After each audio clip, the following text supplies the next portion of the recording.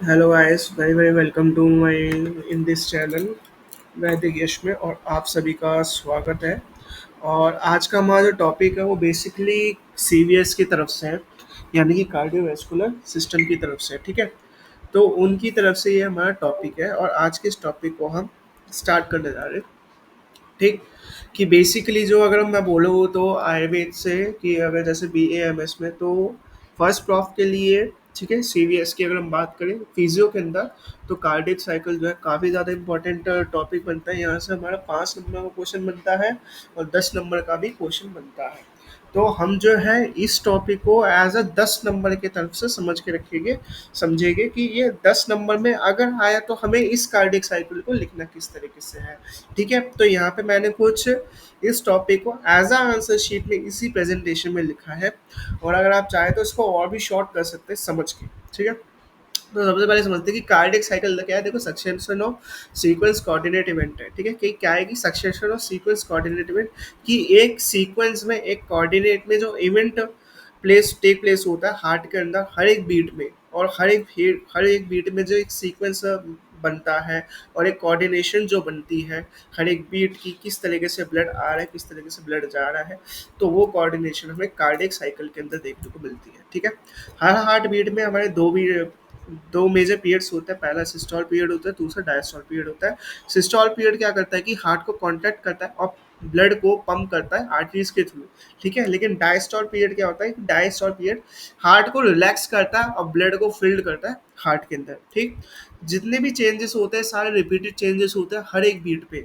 और ये क्या होता है, साइक्लिक मैनर होता है, जिसकी वजह से इस साइक्लिक मैनर के लिए इसकी डेफिनेशन में एक लाइन ऑलरेडी ही यहाँ पे दे दी गई कि cardiac cycle defined as the succession of the sequence of coordinate events taking place in the heart during the such beats. ठीक है, अब इसके डिविजन्स कैसे किए गए, तो इसके दो डिविजन्स किए गए हैं। पहला आर्ट्रियल इवेंट में, दूसरा वेंट्रिकुलर इवेंट में। तो आर्ट्रियल इवेंट्स जो होते हैं वो हमारे इसमें आर्ट्रियल सिस्टोल आर्ट्रियल डायस्टोल की बात होती है। वेंट्रिकुलर इवेंट्स में भी वेंट्रिकुलर सिस्टोल और वेंट्रिकुलर डायस्टोल की बात होगी। अब ये जो कार्डियक साइकिल होता है इसका जो ड्यूरेशन होता है एटलीस्ट होता है 0.8 सेकंड। तो ये आपको एग्जाम के लिए एमसीक्यू के लिए भी ये बात ध्यान रखना है कि जो 0.8 सेकंड का जो टाइम होता है वो अपना कार्डियक साइकिल के लिए होता है। अब ये 0.8 सेकंड का टाइम जो है कार्डियक साइकिल के लिए किस तरीके से ये डिवाइडेड किया गया है, तो यहाँ पे देखा जाए तो ये जो डिवीजन है कि इस तरीके से यहाँ पे मतलब डिवीजन किया गया है कुछ इस तरीके से कि 0.1 सेकेंड का जो होता है हमारा 0.1 सेकेंड। ठीक है, ये जो 0.1 सेकेंड है हमारा, ये किसका आर्ट्रियल सिस्टोल का है, एंड 0.7 सेकेंड हमारा किसका है, आर्ट्रियल डायस्टोल का है। उसी तरीके से वेंट्रिकुलर इवेंट्स भी दो डिवाइड किए गए कि वेंट्रिकुलर सिस्टोल हमारा 0.3 सेकेंड्स का होता है एंड वेंट्रिकुलर डायस्टोल हमारा 0.5 सेकेंड्स का होता है। ठीक है, तो ये हमें टाइमिंग यहाँ पे ध्यान रखनी है। फिर उसके बाद आर्ट्रियल सिस्टोल अकर्स करता है last phase of ventricular diastole का। ठीक है, जो लास्ट फेज है वेंट्रिकुलर डायस्टोल का उसको अकर करता है, तभी इसको हम क्या करते हैं कि लास्ट रैपिड फिलिंग पीरियड कहते हैं, नहीं तो लास्ट रैपिड पीरियड कहते हैं। और ये जो लास्ट रैपिड फेज होता है, लास्ट फेज जो होता है वेंट्रिकुलर डायस्टोल का, हम इसको आर्ट्रियल सिस्टोल से भी कोरिलेट कर सकते हैं और नहीं तो कोइंसाइड भी कर सकते हैं। कि अगर वेंट्रिकुलर डायस्टोल के बाद जैसी उसकी एंडिंग आएगी तो कॉमन सी बात है कि वहाँ से क्या स्टार्ट हो जाएगा, हमारा आर्ट्रियल सिस्टोल हमारा स्टार्ट हो जाएगा।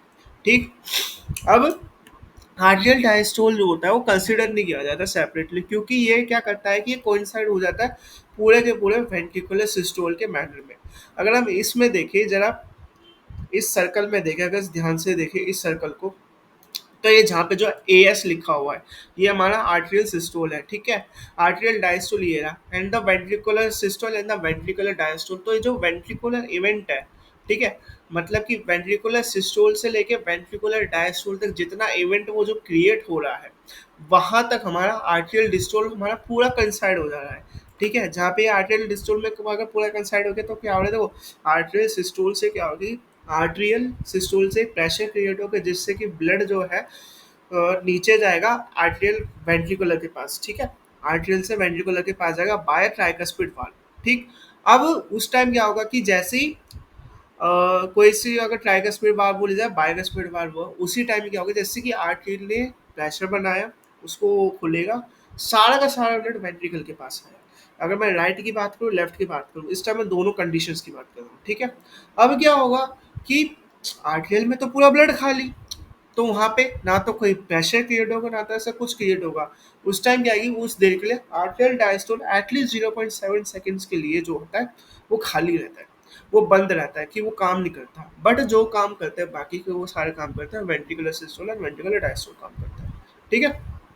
अब जो हम यहाँ पे देखें कि इन्होंने बोला कि atrial diastole is not considered as a separate phase sinus, it coincide with bowl of ventricular systole and the earlier part of the ventricular diastole।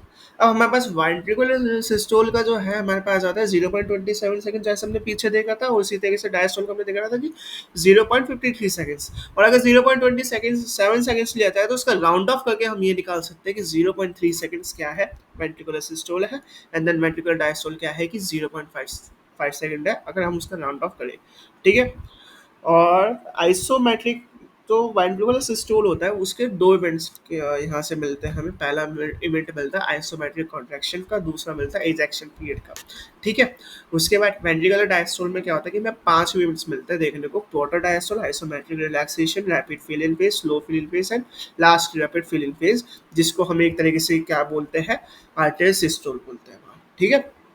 हाँ, एक बात और बता दूं कि जो इजेक्शन पीरियड होता है उसके अंदर भी दो फेजेस होते हैं। पहला होता है रैपिड फेज, जिसके अंदर ब्लड तुरंत जाता है, यानी कि तुरंत वो प्रेशर क्रिएट करेगा जिससे कि जो पल्मोनरी आर्टरीज है और जो हमारे पल्मोनरी वीन्स है वहां तक वो जा पाए। एंड देन दूसरा होता है स्लो फेज। स्लो फेज में क्या होता है कि स्लो इजेक्शन में कि ब्लड वहाँ पे 80% मान लो चला गया, 80 या 90% चला गया ऊपर की तरफ, तो जो बचा तुचा ब्लड है वो धीरे धीरे वहाँ तक जाएगा, ठीक है।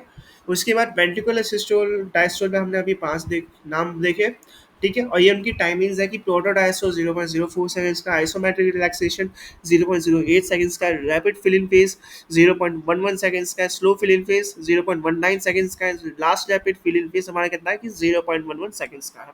और अगर एक और बात ध्यान दी जाए तो 0.11 सेकंड्स का हमने आर्टेरियल सिस्टोल भी देखा था, तो हम इस तरीके से कह सकते हैं कि यहाँ पे last repeat rapid filling phase and the arterial systole आपस में क्या है कि ये कोरिलेट कर पा रहे हैं एक दूसरे को, ठीक है। आर्टेरियल सिस्टोल क्या है, ड्यूरेशन की कितनी है, 0.11 सेकंड है। Arterial systole is also known as the last rapid filling phase और a pre systole contraction of the artery, ठीक है। हम इनको दो नाम से भी कह सकते हैं। पहला तो लास्ट रैपिड फिलिंग फेज, किसका लास्ट रैपिड फिलिंग फेज, जो वेंट्रिकुलर डायस्टोल था उसका।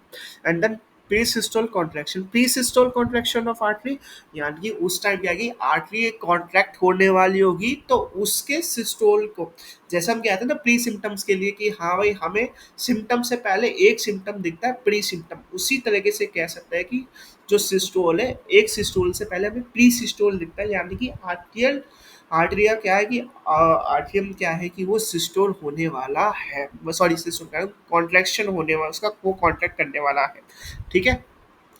आर्टरियल सिस्टोल कोई एसेंशियल नहीं है किसी हमें कि इसमें मेंटेनेंस, ये इतना भी एसेंशियल नहीं है कि जो उसमें हम देखें कि ये सर्कुलेशन का मेंटेनेंस कैसे करता है, ठीक है।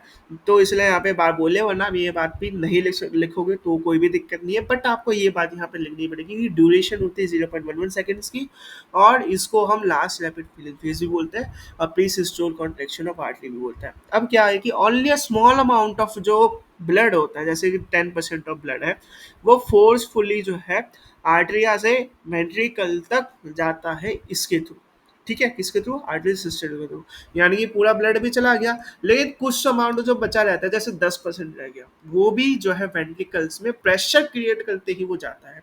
अब इसमें क्या होता है कि इंट्रा आर्टेरियल प्रेशर इंक्रीज होता है। अगर इंट्रा आर्टेरियल प्रेशर इंक्रीज होगा तो उससे क्या होगा कि जितना ब्लड है वो सारा का सारा किधर जाएगा, वेंट्रिकल में जाएगा। और अगर वेंट्रिकल में जाएगा तो वहाँ पे जो है हमारा ट्राइकस्पिड वाल्व हो गया, फिर बाइकस्पिड वाल्व हो गया, अगर मैं राइट और लेफ्ट दोनों की बात करूँ तो। और अगर इसको हम बोले तो आर्टरियो वेंट्रिकल वाल्व्स जो होती है हमारी, आर्टरियल वेंट्रिकल वाल्व्स को भी हम दो नाम से कहते हैं, ट्राइकस्पिड और बाइकस्पिड वाल्व। ट्राइकस्पिड किसकी तरफ से, राइट वाले की तरफ से, एंड द बाइकस्पिड किसकी तरफ से, लेफ्ट वाले की तरफ से, ठीक है। और कॉमनली हम इसको आर्टरियो वेंट्रिकुलर वाल्व्स बोलते हैं। अब क्या है कि जैसे कि उधर से आर्टरिया एंड वेंट्रिकुलर वाल्व जैसे ही ओपन होगी, सारा का सारा ब्लड नीचे आ जाएगा। ठीक है, अब वहां पे क्या हो रहा होगा, ये बहुत तेज कॉन्ट्रैक्शन आ रहा होगा आर्टरिया के मसल्स का, जो ये बनाएगा क्या, फोर्थ हार्ट साउंड बना देता है। ठीक है, और फोर्थ हार्ट साउंड कहाँ से प्रोड्यूस होगी, हमारी आर्टरिया से, आर्टरियल सिस्टोल से। ठीक है, अब आ जाओ आर्टरियल डायस्टोल की तरफ।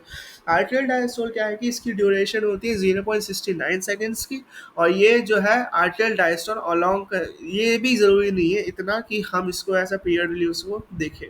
ठीक है, यहाँ पे मतलब उन्होंने ऐसा बात बोला है, पर हम यहाँ पे ये चीज़ ध्यान रखना है कि आर्टरियल डायस्टोल का पहला तो ड्यूरेशन जो होता है 0.9 सेकेंड्स का और 69 सेकेंड्स का होता है, यानी कि 0.7 सेकेंड्स का। एंड अनदर सेकंड पॉइंट की atrial diastole is not considered as a separate phase, और ये साइंस करता है, it coincide with the wall of ventricular systoles and the ventricular earlier part of the ventricular diastole। ठीक है, अब आता है वेंट्रिकुलर सिस्टोल में। अब वेंट्रिकुलर सिस्टोल में क्या होगा कि वेंट्रिकुलर सिस्टोल जो है डिवाइड करता है इनटू टू पीरियड्स, दो पीरियड्स में डिवाइड होता है। पहला आइसोमेट्रिक कॉन्ट्रैक्शन पीरियड और दूसरा होता है इजेक्शन पीरियड में। तो आइसोमेट्रिक कॉन्ट्रैक्शन पीरियड क्या होता है, 0.05 सेकेंड्स का होता है, जैसा आप यहाँ पे देख सकते हैं कि 0.1 सेकेंड, देन 0.2 सेकेंड, देन इसी के बीच में जो आधा हिस्सा जो होता है वो होता है 0.5 सेकेंड्स का होता है। ठीक है, तो 0.5 सेकेंड्स में अगर होगा तो वहाँ पे क्या होगा कि जो आर्टरियो वेंट्रिकल वाल्व्स होगी, जैसे मैंने अभी आपको बताया था, आर्टरियो वेंट्रिकल वाल्व्स ओपन कहाँ हो रही है, हमारी आर्टरियल सिस्टोल के थ्रू ओपन हो रही है। ठीक है, तो वहाँ पे कॉन्ट्रैक्शन होगा किसका, आर्टरियल मस्कुलेचर का, जिसकी वजह से कि सारा का सारा इंटरनल आर्टरियल प्रेशर बढ़ेगा। अगर आर्टरियल मस्कुलेचर का कॉन्ट्रैक्शन होगा तो कॉन्ट्रैक्शन होती है क्या होगा कि उसका प्रेशर बढ़ेगा, प्रेशर बढ़ते ही सारा का सारा ब्लड नीचे आ जाएगा वेंट्रिकुलर के पास। अब वेंट्रिकुलर सिस्टोल डिवाइड हो जाएगा।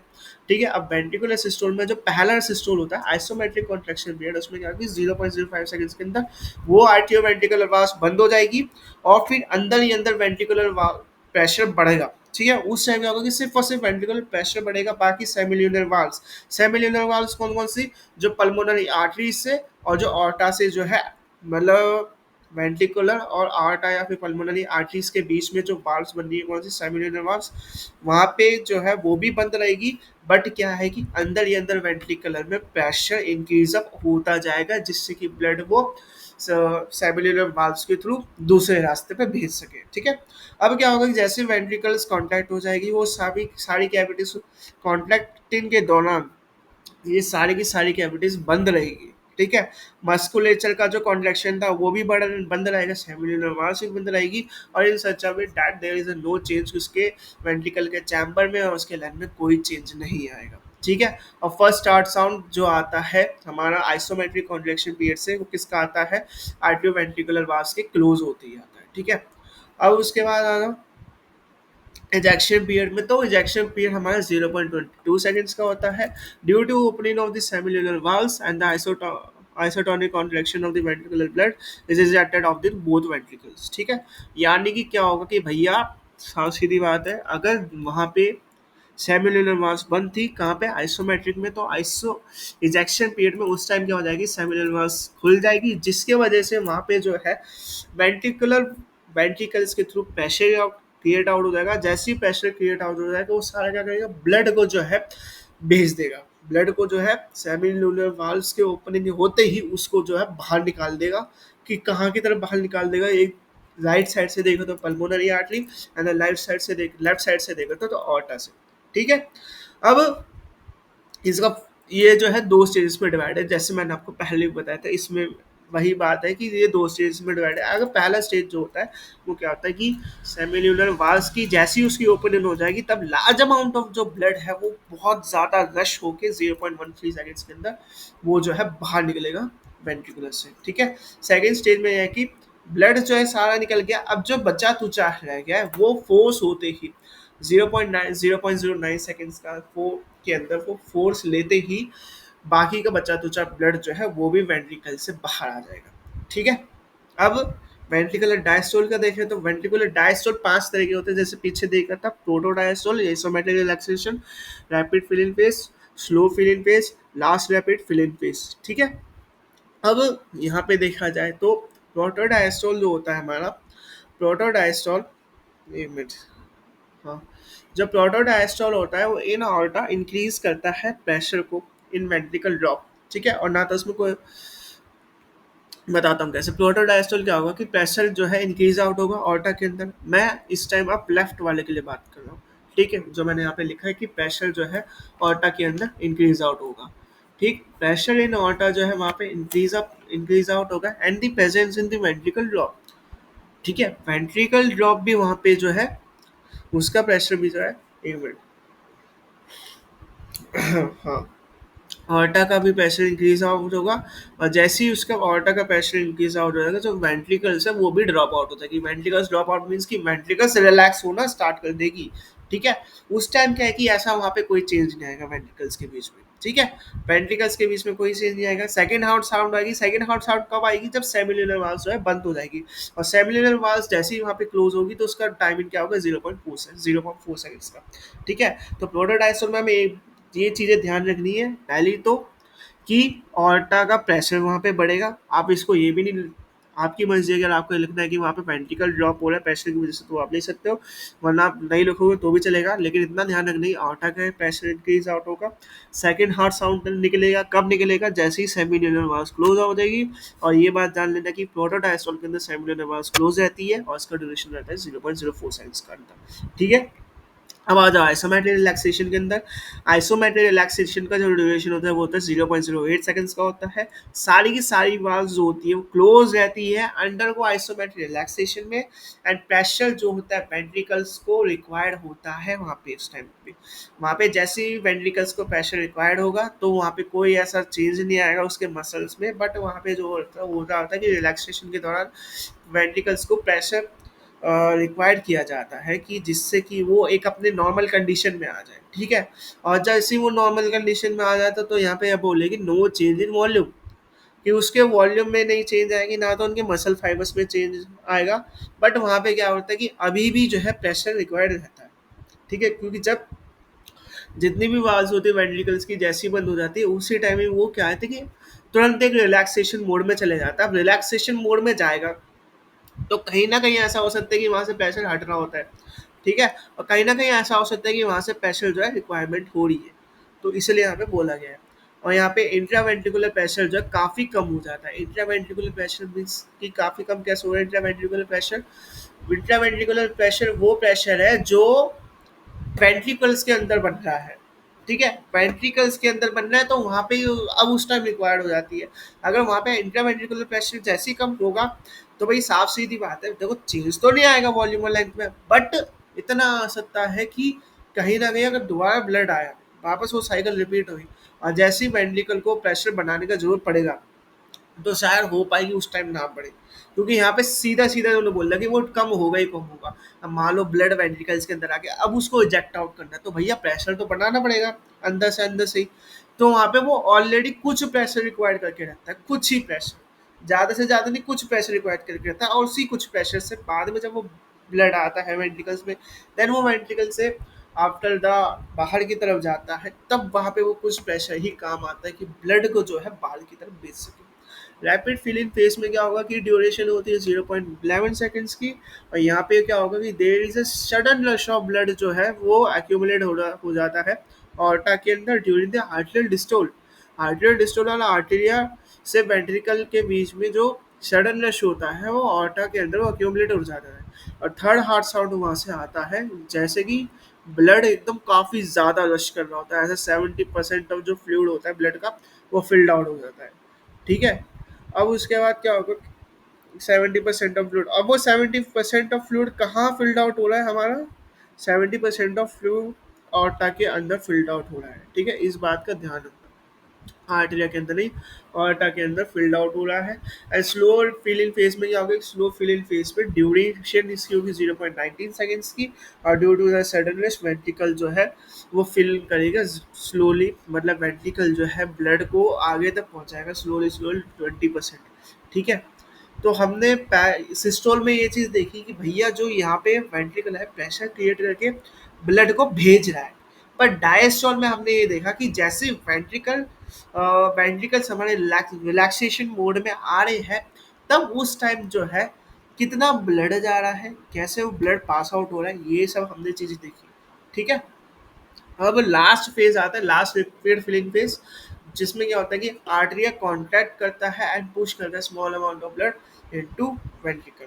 ठीक है, और आर्टरिया से मतलब वही जो हमने आर्टरियल सिस्टोल पढ़ा और उसको, और इसी फेज को हम क्या कहते हैं कि आर्टरियल किक कहते हैं। ठीक है, और इसी के साथ हमारा कार्डियक साइकिल जो होता है वो ओवर हो जाता है। आई होप कि आपको इतना समझ में आ गया कार्डियक साइकिल, और हमें वहाँ पे इतना ही लिखना है, इतनी ही कंटेंट की हमें वहाँ पे ज़रूरत है।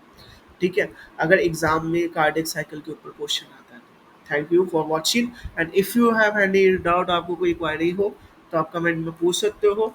और रही बात दूसरी कि अगर आपको नोट्स चाहिए तो आप मेरे इंस्टाग्राम लिंक में ज्वाइन कर सकते हो, नहीं तो आप कमेंट्स में भी आप मेरे को आंसर कर सकते हो कि आपको ये पीडीएफ चाहिए, एंड देन मैं आपको जो है इंस्टाग्राम का वहाँ से आईडी कम डिस्क्रिप्शन में रहेगा ही रहेगा, तो वहाँ से मैं आपको प्रोवाइड करवा दूँगा लिंक से। ठीक है, bye, thank you for watching.